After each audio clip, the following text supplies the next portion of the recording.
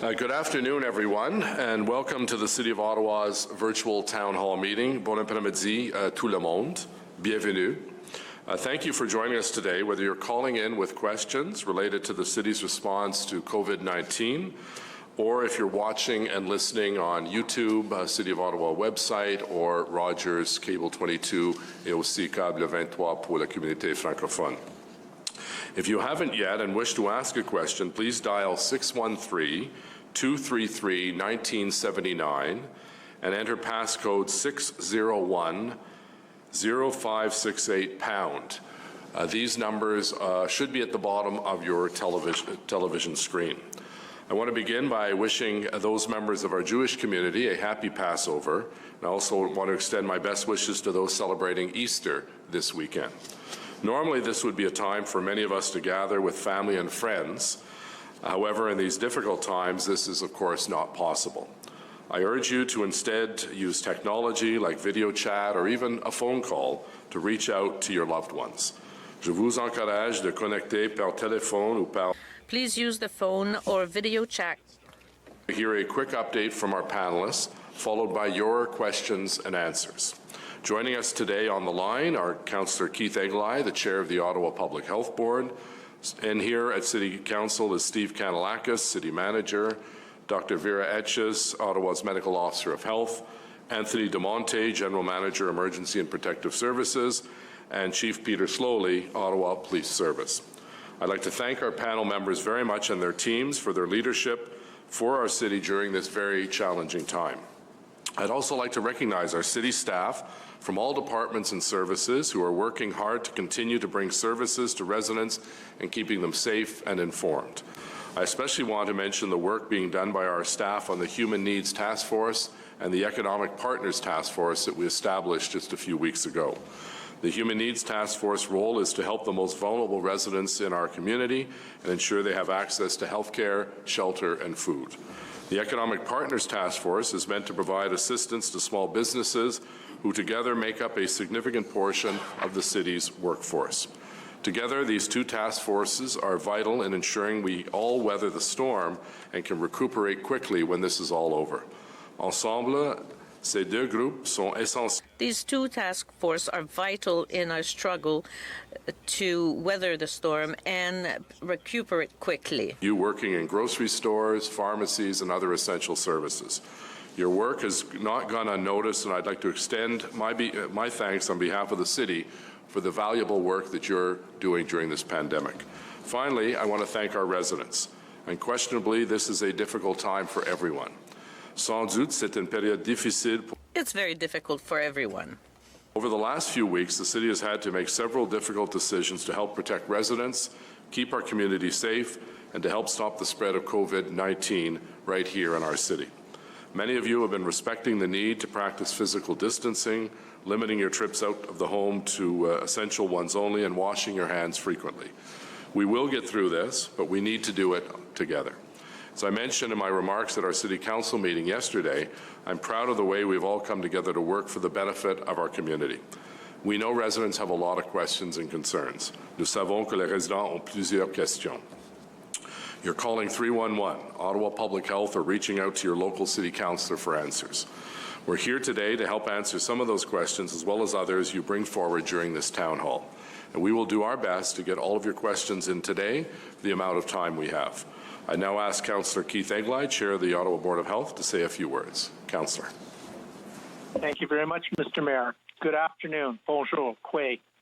During these challenging times, I don't think we can express gratitude enough. Thank you to everyone who has been respecting our physical distancing guidelines and who have made a concerted effort to do their part to ensure the safety of others in our community. I especially want to thank the essential workers who are working day in and day out. Their dedication and hard work has not gone unnoticed. They truly are our heroes. On behalf of the Ottawa residents, I thank you. As citizens, the best way to honor our essential workers is by continuing to respect and follow the physical distancing guidelines set out by public health officials. The weather is starting to warm up, and we've had some beautiful days. I know, and I encourage everyone to take in a bit of sunshine. It is, however, incredibly important that we maintain our physical distancing while doing so. On the topic of warmer weather, We're normally asking for help cleaning our parks at this time of the year. However, given the current COVID-19 situation, this will not be taking place. If you or your household wish to initiate a cleanup activity in your own property, please take into consideration the following related guidelines and legislation and enforcement measures. Stay at home and limit the physical interaction to only members of your household. No more than 5 people can gather in one place. Follow self-isolation requirements. If you have traveled recently or are ill, you are to remain inside your home and should not be participating in outside activities where there's a chance you may come in contact with someone. Physical distancing. It is recommended to maintain a distance of 2 meters from those around you at all times.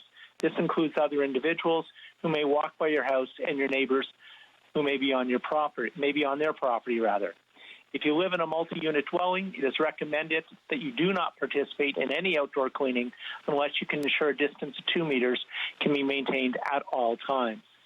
Individuals over the age of 70 are recommended to self-isolate and should not participate in any outdoor cleaning activities. We want to remind everyone as well to avoid using playgrounds, park equipment, and to refrain from having play dates, parking lot get-togethers, house parties, group barbecues, soccer or basketball games, regardless of how nice the weather is outside. This is an important message, and I would like to highlight some of the ways that Ottawa Public Health is spreading the word in the greater Ottawa community, in addition to the flyer that was just mailed out across the city. OPH is collaborating with multiple partners who work directly with identified priority populations and minority language communities to assess information needs and preferred methods to receive this information. For example, connections have been established with the Ottawa Aboriginal Coalition, and a plan is under development with the Newcomer Health Services Centre. OPH has developed some COVID-related PSAs that are currently being broadcast on Chin Radio until April the 15th. These announcements are translated into multiple languages, as we have done with physical distancing resources. Additional mental health promotion PSAs are also being developed. OPH has been reaching out to organizations that support older adults to determine their information needs, resources, and delivery methods are being adapted based on the feedback that we receive. This includes a web page dedicated to older adults, ottawapublichealth.ca/older adult COVID. With spring celebrations such as Easter, Passover, and Ramadan coming up, this is a time where many of us come together as families and communities in celebration. But to protect those who are vulnerable, we ask you not visit with relatives or friends, and you celebrate with your immediate household. Perhaps instead consider a virtual meal or gathering. It's a great way to remain connected with the added benefit of less dishes to clean up afterwards. Overall, we want to reiterate that responding to this crisis is a communal effort and responsibility. It is the job of everyone in our community to do their part to help ensure the safety of those around us. Together, we can overcome this. Thank you again for your ongoing efforts to keep everyone in Ottawa safe, and please continue to visit ottawapublichealth.ca/coronavirus. Thank you. Great. Thank you, Councillor Aguilar, and thank you for your leadership. Steve Kanalakis, City Manager, will now speak. Thank you, Mayor, and I want to thank everyone for calling in today. Bonjour après-midi tout le monde. The COVID-19 crisis is having a profound impact on our lives, and this town hall is an opportunity to answer your questions and address your biggest concerns. We don't have all the answers, but we're committed to being open and transparent, and I want to assure you that we're doing everything we can to keep Ottawa safe. Nous n'avons pas toutes les réponses, mais nous We don't have all the answers, but we want to be open and transparent. and significant action to help flatten the curve to protect our people and our community from the pandemic. And I want to assure you that the city will continue to provide essential services during this unprecedented time, including safe drinking water, waste collection, public transit, traffic management, and other critical services we all depend on, and which allows us to stay home and function. La Ville continuera de fournir. The city will continue to provide essential services during this difficult time. City staff are hard at work to ensure municipal services continue and that city finances remain stable. We need to ensure business continuity during the crisis. We need to make sure that we have a reserve of employees who are ready to be deployed deployed to deliver essential service roles, and when the time comes, be able to shift gears for a return to normal operations in a phased approach. We are also focused on continuing to provide support to the most vulnerable people in our community. A Human Needs Task Force has been established to work closely with community partners to respond to urgent community needs, including food distribution, long-term care, emergency child care, social services, homelessness, and shelter needs.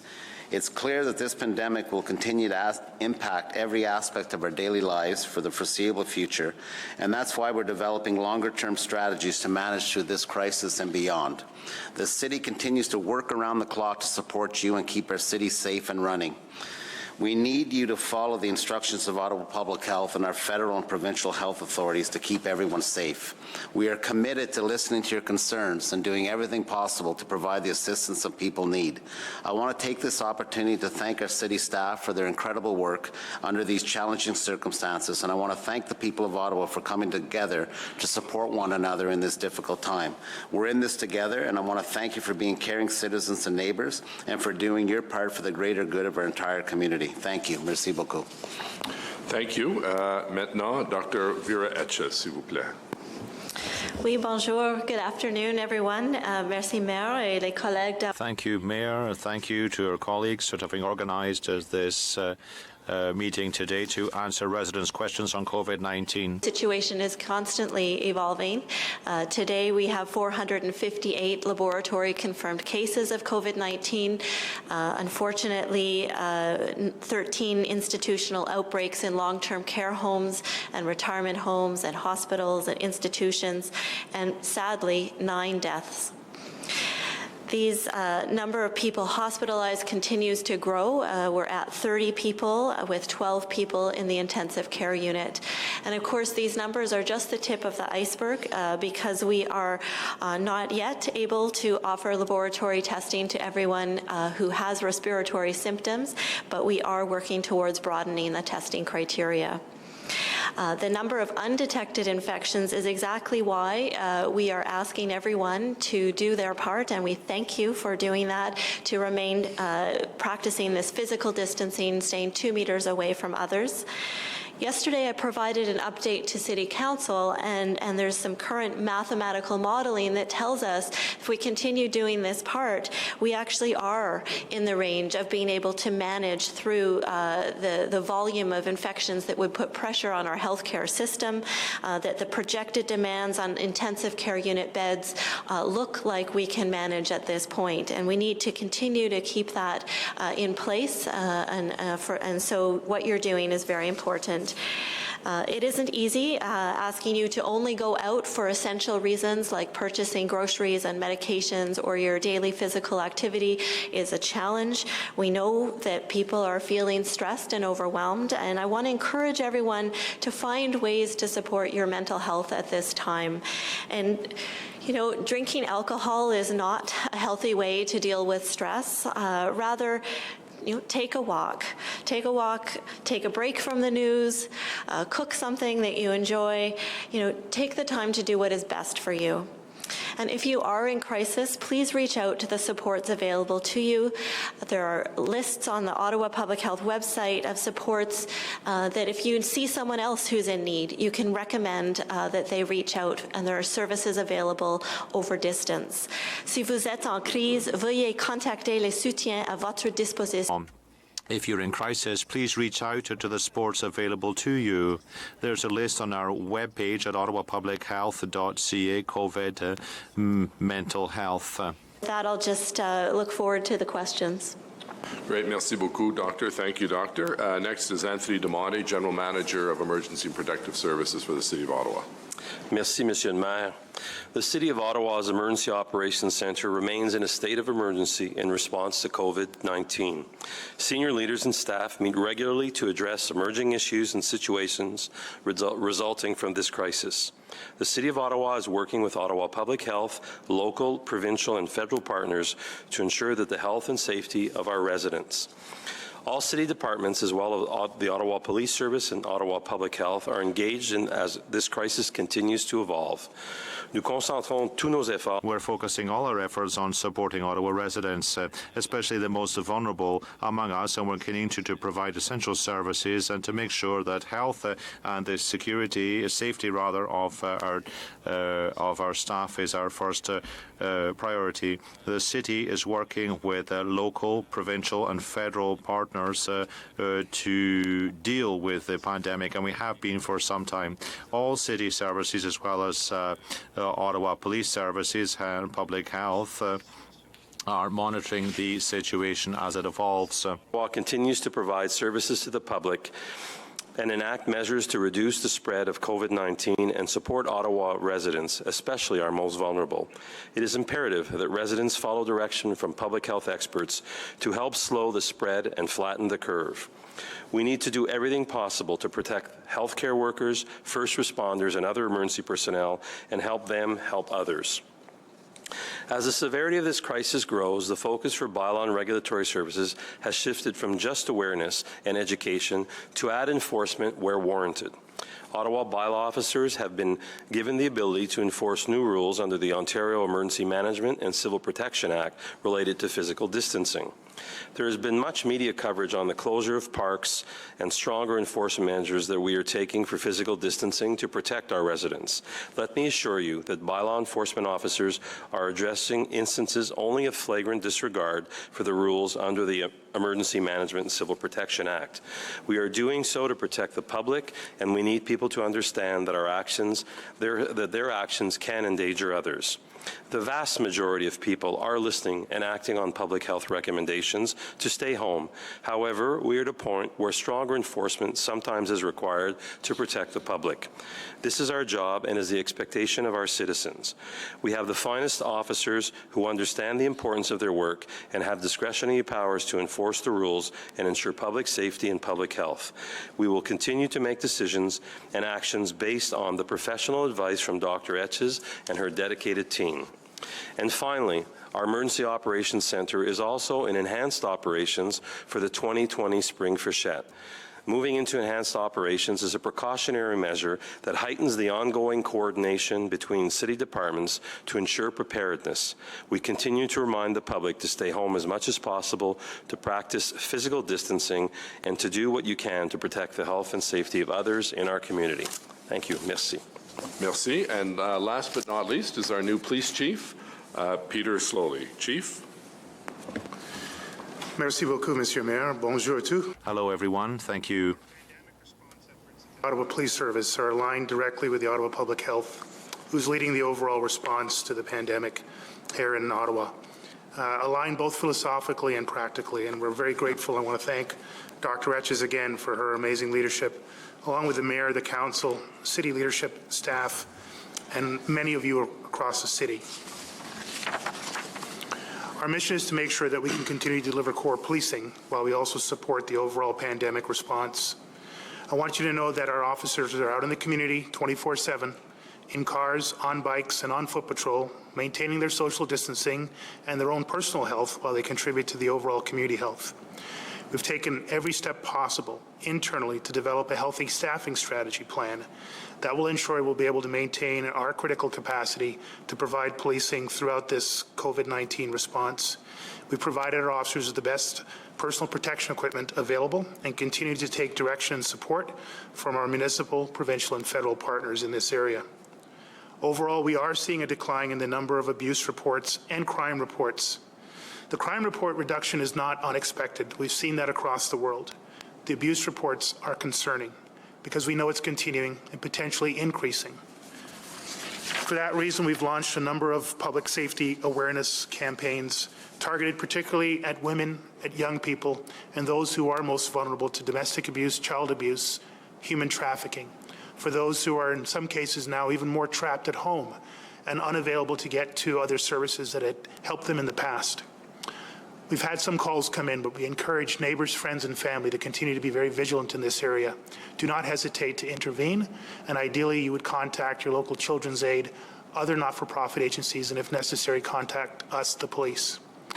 Our officers are conducting proactive patrols with the shuttered businesses at locations across the city. We're sharing customized crime prevention information with those businesses and private residents so they can better protect themselves. Quite frankly, social disorder, and particularly mental health disorder issues, and assistance to those who are suffering from substance abuse or other mental health crises are in our top 10 area of calls for service, and the ones that dominate our thinking overnight. But it's not all about policing. We're also witnessing exceptional and kind gestures by members of the community and by our police service members themselves. People are out in community volunteering and doing their best to connect in healthy and safe ways, to provide food and needed services, to help with wayfinding, and just to provide supports in general. We're working daily with our city partners, including Ottawa Public Health, Ottawa Bylaw, and many other agencies under the city umbrella. We're doing our best to provide safety and services during these difficult times. I'm grateful for the hard work of our Ottawa Police Service members, of all the city staff, and of volunteers and private individuals who are heroes in their own right, but will never come to the light necessarily. We're working our very best to provide the best public and policing services we can. In the end, the focus of the Ottawa Police Service is to deliver positive public health outcomes. By doing so, we do our best to improve the community safety and well-being of the million souls in the City of Ottawa. Thank you. Merci beaucoup. Alors, merci beaucoup, Chief. Well, thanks very much, Chief. Time to hear from you, the members of the public. Before we get started, I'd just remind everyone who is going to call in to ask a question, please turn your TV or phone down to mute, the volume on your TV or computer rather, before you ask the questions. Otherwise, there'll be an echo in the call. And if your question has been asked by someone else, please consider asking a different question or let someone else ask a question instead. And as a reminder, we're now accepting calls at 613-233-1979 and enter passcode 601-0568#. That number should be on the bottom of your screen. And we have a combination of individuals who have already written in questions, and we'll take some questions by phone as well. So we'll start with some of the email questions. We've got about, I think, 100 of them, so I don't think we're going to get through to all of them. The first question is, I have some masks, gloves, testing kits, space that I can donate. Who do I inform? Who is going to take that? Is that Tony DeMonte? I can take that, Mr. Mayor. It's a very good question. So we set up a donation team here at the City of Ottawa. We've not been overwhelmed, but we've had a tremendous outpouring of support from the community for donations of all sorts. And what we've done is we've set up a donation group here where we can receive that information. So we'd encourage people to call 311, and they will be referred to that team. And what they're doing is they're matching up need in the community groups, etc., all sorts of services that we may have, and the donation you may be able to provide us, whether it's masks, gloves, or other kits, is matched up where the need is. So that is very important, and we thank those who are coming forward with that. Okay, thank you. Next question is, I'm concerned about overcrowding on buses. What else can we do to improve social distancing? I think maybe our city manager, and I don't know, Vera, if you'd like to offer a comment as well. Thank you, Mr. Mayor. As we were saying yesterday at the council briefing, our ridership is down about 80%, and so most buses and trains have plenty of room, and I've seen most of them are quite empty. So it's really an opportunity for people to maintain physical distancing. We're encouraging and only allowing people to board by the rear doors and maintain distance from our operators. We're really trying to protect our workforce and not allowing people to enter from the front doors, and we put some protective barriers around our operators to keep them safe, because that's very important to us and also to keep you safe. We encourage you to take a seat by yourself and maintain your distance from other customers, especially around the doors. So that's the advice we're giving you for now. As we start coming out of this, we're going to have to relook at our protocols for public transit, and we'll be having more information, more guidance to our residents. And Dr. Etches, if you have anything you want to add.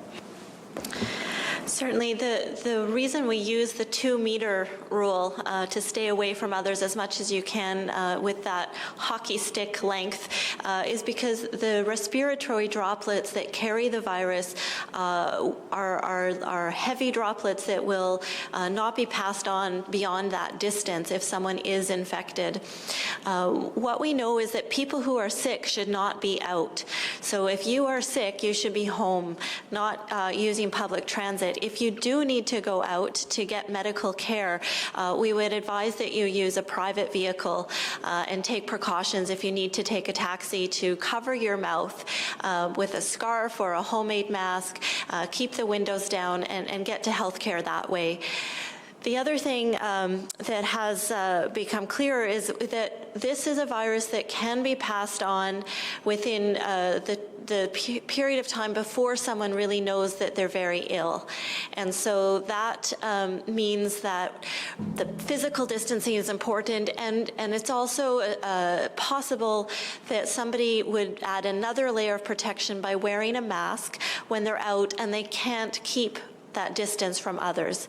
And so we're talking about here homemade masks, not medical grade masks, which we really need to reserve for our first responders and our healthcare workers. But if people are interested in adding that layer of protection, if they think they can't maintain that distance on a bus, then that is something else that can be done to protect others.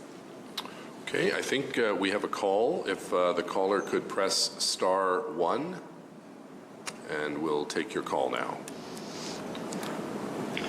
Thank you. Merci. Please press *1 at this time if you have a question. S'il vous plaît, appuyez sur étoile 1 maintenant pour poser une question. And the first question, la première question est de Pat Agnietti from Area 613. Please go ahead. La parole est à vous. Hello. We are two healthy grandparents, 62 and 69, who have been isolating for the last 4 weeks. We have two grandchildren, 7 and 9, who have also been self-isolating at home with their parents. The parents have been working from home all along, and we would like to provide some support by taking the kids to our home and for a few hours a week and still observe all the precautions. Is this possible after the isolation period we've been? Doctor? Thank you. You touch on a lot of subjects there. The challenges of working from home with children running around. The challenge of not being able to gather as a family. The advice is that you limit your contact with people outside of your household. So if you are living with someone already, that person is one of your close contacts. And anytime you come into contact with someone outside your home, even family members, that is an increased risk for transmission of the virus. So unfortunately, every family is going to have to make their own assessment about what's required, what is needed to be able to maintain your mental health and your functioning. But the best advice is to limit those contacts. We do see the most serious illness in people over 70 years of age, and people especially over 80 is where we're seeing the number of deaths. However, we are seeing cases in every age group. So people in their 60s have been in the intensive care unit. And we just want to protect everyone through this period of time. The more we can keep this up, the better the chances of us getting through this more quickly. And so that's my best advice right now. I hope that helps address your questions. Thank you. The next question is from Benjamin France. La question suivante est de Benjamin France from GL. Please go ahead. La parole est à vous. Hi. I appreciate everything that Ottawa is doing and sending a strong message to Ottawans to maintain physical distance. I just want to say that it seems to me like even though we're getting squeezed, and it seems to me like we should be getting more space, outdoor spaces, rather than less. And given traffic is and should be reduced anyways, would you consider closing some downtown roads, parkways, allowing for space for the large amounts of downtown residents to move places without getting squeezed onto crowded sidewalks? Yeah, thank you for the question. I'll may ask Tony to offer other comment. It's being looked at on a case-by-case basis, and an example is, for instance, Councillor Leeper in Kitchissippi Ward worked with staff and put together a proposal that is going to close off for local traffic only a section of Byron Avenue. I believe that's going to take place in the next day or two. So individual councillors all have a traffic calming budget of $50,000, and they can work with our staff to ensure that whatever road they choose is the most appropriate. Some roads are considered emergency routes and others are bus routes, so it would be very difficult to take away a lane of traffic. But Councillor Leeper has found a way that he can actually work with staff in a collaborative fashion for the benefit of his constituents, and those options are available to all members of council. Tony, I don't know if you had anything else to add, because there are certain restrictions. You can't close certain roads. Yeah, Mayor, I think it's a good question, and certainly as this continues on, it's becoming more and more difficult to be self-isolated and be able to get outside and walk around in certain areas of the city. But as the Mayor indicated, the bigger challenges that we have is some roads just for emergency services and for other operations and transit become difficult. That said, as the Mayor indicated, we're starting to explore and taking staff perhaps off other work to look at that, because it's complex. The engineers have to analyze routes, have to look at turning radiuses, and have to ensure that emergency vehicles like fire trucks, for instance, can still get through. So it is being explored on a case-by-case basis, and it's something that we're looking at, but it's often very problematic. So we'll take one of our questions from email now for Chief Slowly. What protective measures are given to police officers to ensure their personal safety? Thank you, Mayor. We take the personal safety of our officers very seriously, not only because they're an essential service provider. Like everybody, they're worried about what they may contract in their work environment and take home. Many of them have young people and older people in their families that are challenged with health. We've had a great level of cooperation also and support from our different unions as we've worked through this. The officers themselves are issued with gas masks, which are one of the best protections overall for droplet-borne and other transmissible viruses.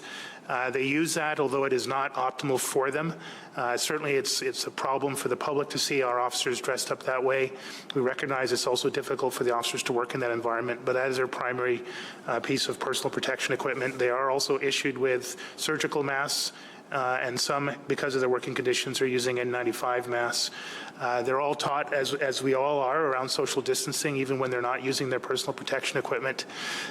We've set up decontamination centers in our stations and facilities to allow the officers who are coming into direct and significant contact to have a full decontamination from their vehicles to their clothing, their equipment, and able to go home safely.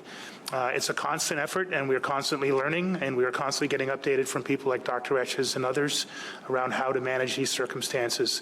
But our people are coming to work. They're prepared to go out in the most difficult circumstances and provide the best services possible in order to keep themselves healthy and safe, and the city healthy and safe. Thank you, Mayor. Great. Thank you. Merci. We'll take another call. Again, the phone number is 613-233-1979. And the passcode is 6010568 pound. And if you could press *1. So I think Eric, our Bell colleague, is going to bring us our next caller. Thank you. La question suivante. The next question is from Mick Ornoni from Ottawa. Please go ahead. La parole est à vous. Yes, hello there. Hello. Go ahead. Hi, Mick. Hi, I have two questions. First of all, thank you very much for doing this. This is, we're inundated day and night with, let's be honest, sad, negative information, and we're trying to get, the best we can on a national screen. But I'm glad we're finally doing an Ottawa town hall that's really touching us now personally. I have two questions, and my first question, I don't know who's going to take this question, but I'll do it this way. People are walking and some people are jogging and people going to grocery shopping. And we know how, Dr. Etches feels about sports and parks and everything being locked down. Is there any way, Mayor Watson, of all the sports, tennis is one where there's social distancing. There's only two people. The courts are fenced in. We check mark everything that's there. Tennis balls can be played by one boy and another three by another boy, and it's really just to get out and get some fresh air. And it's the only sport that there's no contact. There's no, you know what I mean? It's like boxing at 90 feet without touching the other person. And I'm just wondering if there's some consideration on maybe opening a special license, a special permit that we can pay to play 45 minutes with a child who needs, of all the sports. I just want to see your mindset where you are on my comment on this question. Sure. Well, why don't we ask Dr. Etches to comment on that? I really hear in your voice the desire to be physically active and be able to engage in these kinds of activities, specifically tennis you're asking about. And I appreciate that. I really appreciate physical activity is really important for our mental health, and we need to be able to keep being active outdoors to get through this. Unfortunately, it is confusing when some things are allowed and some things aren't. And so I want to point to what is clearly in place, which is a provincial order from the Government of Ontario that parks are closed. So the infrastructure of all kinds, including tennis courts, is not to be used. So the play structures are off limits. The benches, all of the things that could be contaminated with respiratory secretions. It's to protect people from coming in contact with the virus because it could be there. People have the infection, they're spreading it without knowing it, and we need to really make sure that we protect people from infection and from the more serious outcomes of hospitalization and even death. It is hard to hear that, and so I guess I encourage people perhaps to explore new things for new physical activity. In the home, there are different videos. People are creating new exercise regimes that they're sharing for free on the internet, and then outdoors, things that allow you to keep moving along, not gathering in one place. These things are what we have to stick to for now. Okay. Second question, if I may. Sorry, Mick. Unfortunately, we only have time for one question per person because we're really backed up, but I know you can appreciate that. So we have another question on from email. What financial resources are available? Because as you know, we saw the unemployment figures today. We're doing not as bad as many other parts of the country, but we lost thousands of jobs here in Ottawa, and people are stretched. So, Steve Kanelakis, can you give us an update on what kind of financial resources to help people in this time of need are available at the municipal level? Because I know there are a number of programs federally in particular and provincially. Thank you, Mayor Watson. Under Mayor Watson's leadership and council, they moved quickly several council meetings ago to recognize that many of our residents will require relief because we saw the impact that this was having in our community, on our residents and our businesses, and council unanimously moved to support and provide financial resources within our own ability at the municipal level. And I just like to remind callers that if they go to ottawa.ca/COVID-19, you'll find a section called Resources for Businesses, which has a variety of information relief for business owners from the city, provincial, and federal government. So that's a great resource for you. There's also information on our website, ottawa.ca, about city tax deferrals and rental adjustments. For instance, we've given a grace period for 2020 interim tax, property taxes. All property owners receive a 2020 interim tax bill penalty-free payment grace period until April 15th, 2020. So if you haven't paid your taxes, so you have till April 15th, 2020 with no penalties. We also have council introduced a 2020 property tax hardship deferral program. So anybody that has a residence or commercial property with an assessed value up to $7.5 million can apply to defer payment of your 2020 property taxes to October 31st, 2020. We also have a property tax and water utility deferral programs. We have deferral programs to assist low-income seniors and persons with disabilities. We've also offered a program to assist eligible farm property owners by deferring the June 2020 final tax installment to December of this year. And we've also provided rental adjustments for businesses renting space within the closed city facilities. And this adjustment will reflect the amount of time the facilities remain closed. Thank you, Mr. Mayor. Okay, thank you. Eric, we'll go back to our next call. I think if you push star 1. Thank you. La question suivante. And the next question is from Nick Kokomali from Ottawa. Please go ahead. La parole est à vous. Oh, yeah. Hi, Mr. Mayor and everyone there, and thanks for everything you're doing for us. I know it's not an easy job for you either. My question runs a bit towards the last caller about physical exercise and distancing. I live very close to the Rideau Canal, so unfortunately this question may apply more to the NCC than you, but maybe you can pass the word to the right people. I like to exercise by moving up and down the pathway by the canal, and I go very early in the morning, and I find that the people that are running and cycling do not keep the right distance. And there was a study released earlier this week by the University of Leuven and Eindhoven in Belgium and Holland about the increased danger from respiratory secretions when you are running or cycling, because you're actually running into the cloud left by the person in front of you. So my question is this: is there a way that we can get a message to the people that are running and cycling on the canal to keep that distance? Because the cyclists go whipping right next to you, and about 10% of the runners do not keep the right distance. And I will just end by saying I noticed that Vancouver, they've put large pixel board signs on their recreation paths encouraging people to keep the distance. And in Toronto, they actually have people walking around, not with hockey sticks, but with hula hoops held out at arm's length to encourage people and show them the proper distance. Sorry for such a long question. I hope you can do something to help. Thanks. Yeah, I'll ask Dr. Etches to offer a comment. I think that's a very good idea. I saw the same study a couple days ago, and I can certainly raise it with the NCC because, as you know, those pathways are their property, but I think it's a great idea that we have some kind of signage along that talks about physical distancing. So, Dr. Etches, would you like to add something else? But we'll follow up. A member of my staff will contact the NCC. If we can help them get some signs up, we'd be happy to do it as quickly as possible. Yes, I agree. It's important that everyone understands exactly what we're asking.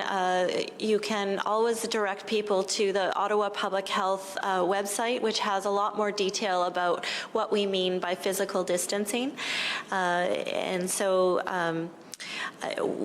maybe if I appreciate, I think they are good suggestions. If there's further questions around the risk of running, causing exposure to the virus. I think I had a question this morning about whether people should clean their running shoes after they're outside. I think I just want to remind people, go back to you have to come in contact with somebody's respiratory secretions to be able to be infected. So you need to have some snot or some spit that enters into your body, usually by unclean hands. So if your hands aren't washed, then you touch your eyes or your nose or your mouth. Those are the most common ways that the virus will enter.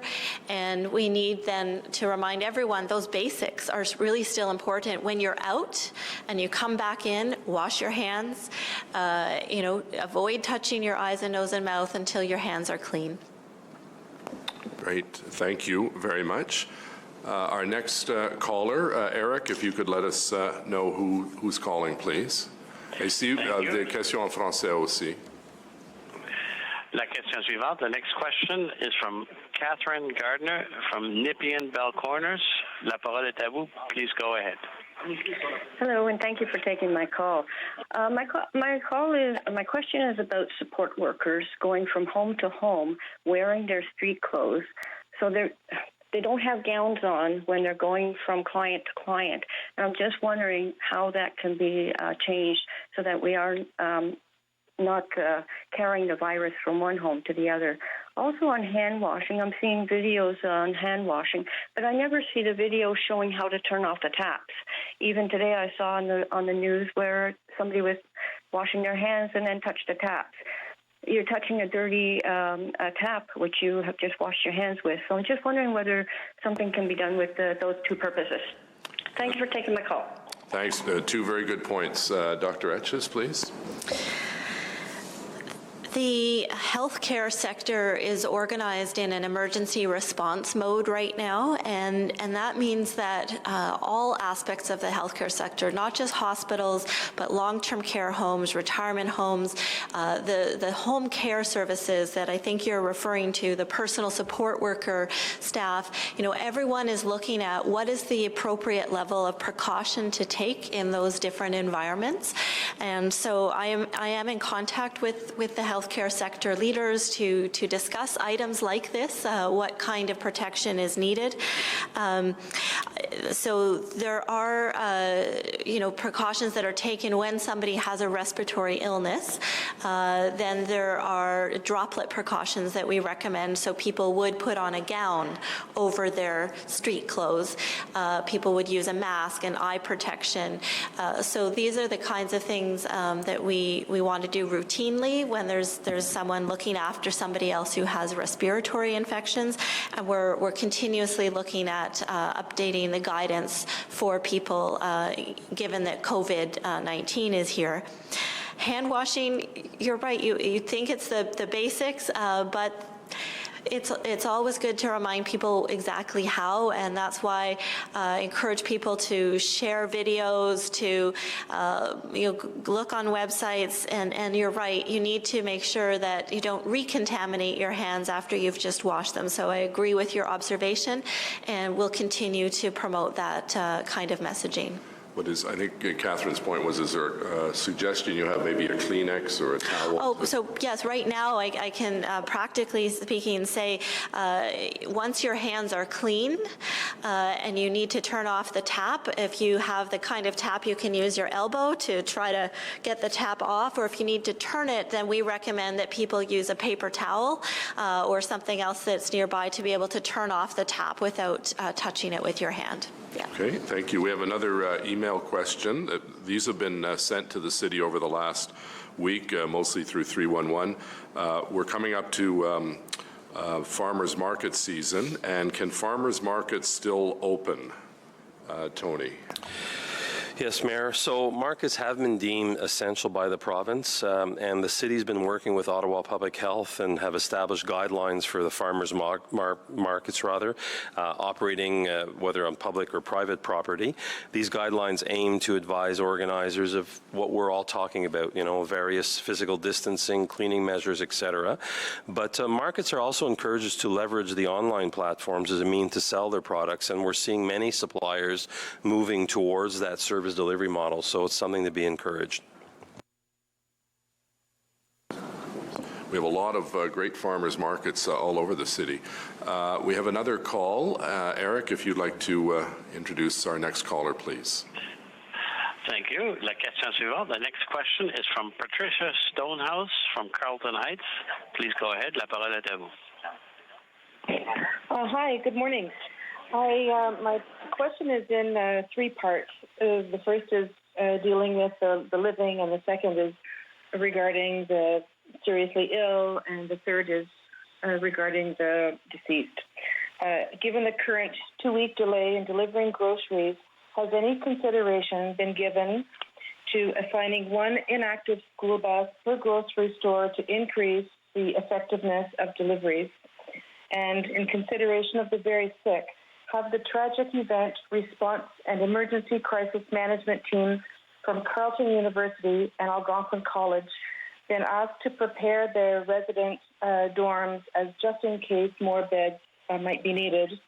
And finally, given the projected number of victims to COVID-19, have lumber stores, kitchen and bath companies, wood patio builders, for example, been specifically requested to retool for coffins and pine boxes?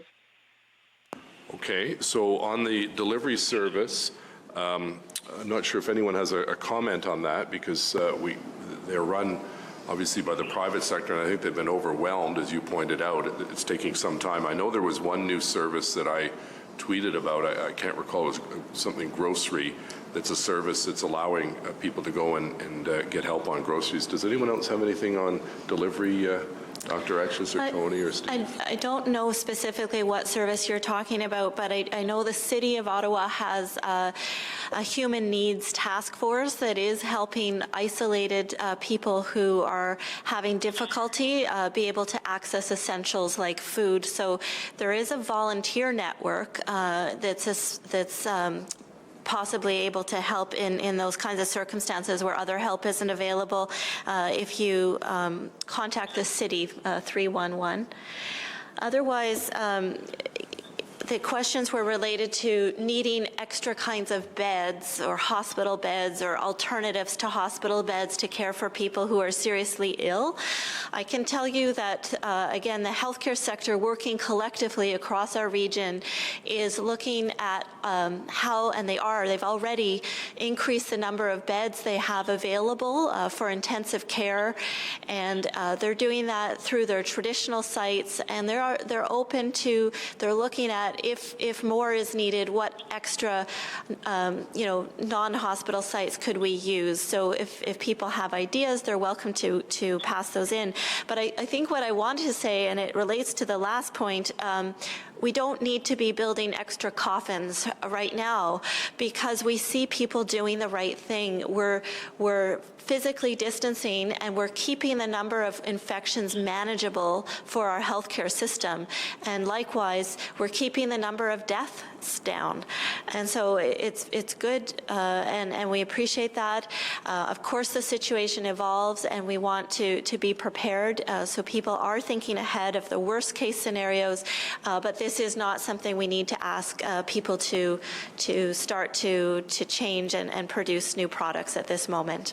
So just to follow up, Patricia, on your first point, we've actually had very generous offers from the Shaw Centre, the EY Centre, and the Canadian Tire Centre if there's a need for additional capacity, as well as a number of hotels. So we do keep a record of all of these potential sites, and you also mentioned a couple of other very good ideas, including the college and university residences, and we've also had a suggested offer from what used to be called the Terry Fox Centre, which is 150-bed capacity near the RCMP stables, which is a youth national youth program that's obviously not operational now because of COVID-19. So thank you for those 3 points, and we'll go back to Eric and our next caller, please.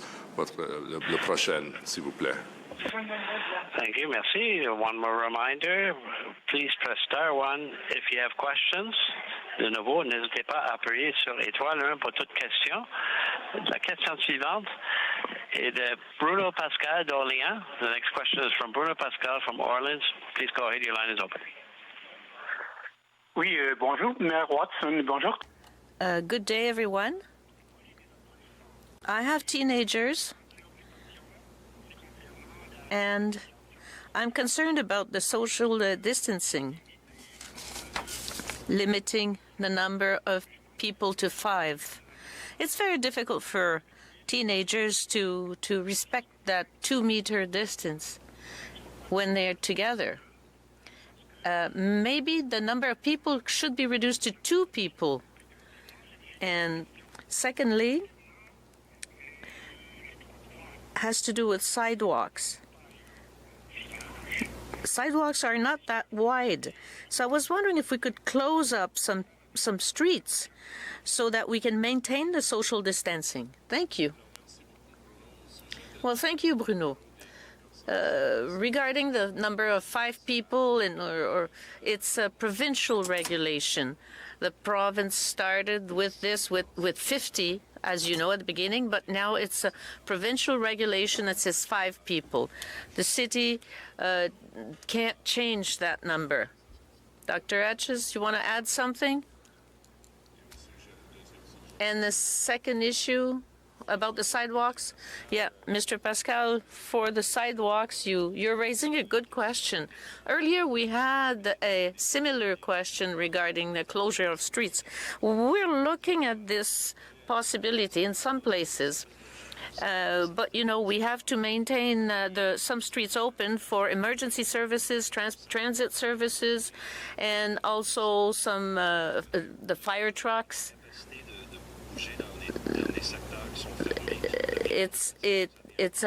It's too much of a security problem if you can't transit through a certain area.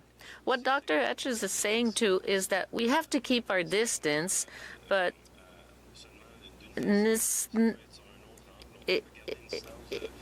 it can be a 3-meter distance with a person in front of us or behind us.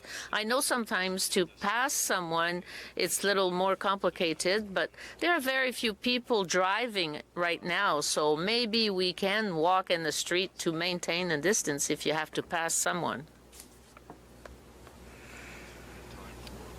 Question, if you press star 1, and Eric, if you could tell us who's on the line. I apologize to those many people who were not able to get through, and we weren't able to get through to all of your questions, but we'll remind you once again to go to ottawapublichealth.ca or ottawa.ca for a lot of the questions that people have been put into those two websites. So, Eric, please.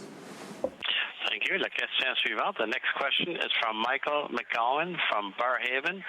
Please go ahead. La parole est à vous. Hi, thank you very much. My question relates to what's being used in the map behind the models, because the information that came out in the Citizen today showed models that it almost looks like they're old, and that they're showing an significant increase in death later this year, which would imply that all of the isolation that we're doing that should be ramping things down noticeably is not actually being that effective.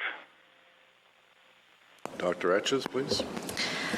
So there are many different models being used.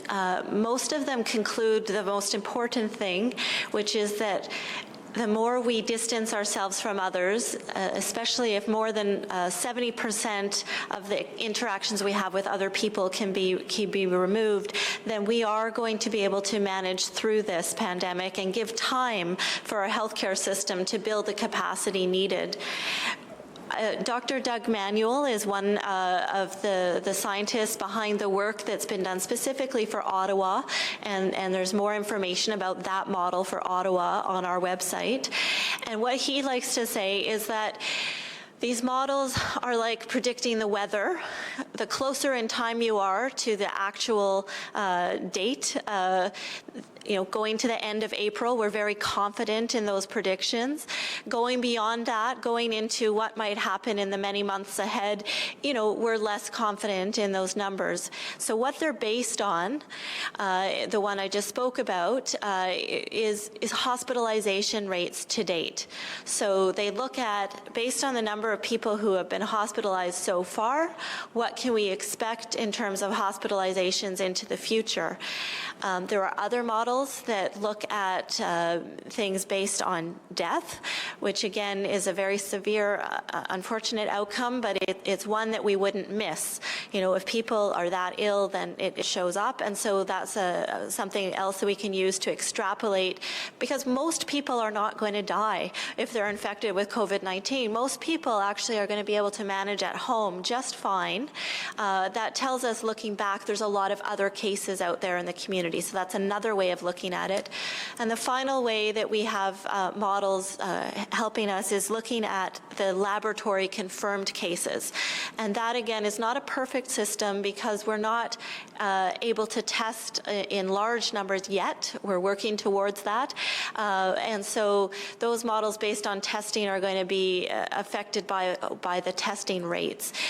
So again, models are useful for us to assess different approaches, different scenarios.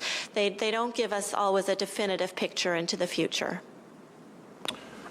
Well, thank you all very much. Thank you, Chief Slowly, Dr. Etches, Steve Kanalakis, Anthony DeMonte, Councillor Eglai, who is on the phone. I also want to thank Bell Canada, Rogers, our interpreters, Stephanie from the city and Patrick and James from my office and Eric for making sure the calls got through. Alors, un grand merci à tous les membres du panel qui sont ici. Thank you to all panelists here today. Thank you all for your participation. Calls. We had a whole stack of calls waiting, and we weren't able to get to it, but hopefully we'll have another opportunity to open up the phone lines for you to ask important questions during this pandemic.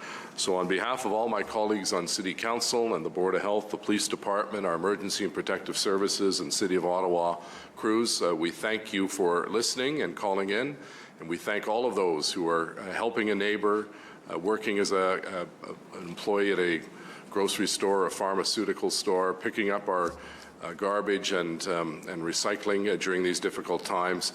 We're in this together, and we're going to obviously work very hard, as these professionals have proven, to ensure that we minimize the number of deaths in our community, and we send our sympathies to those who have lost a loved one during this pandemic.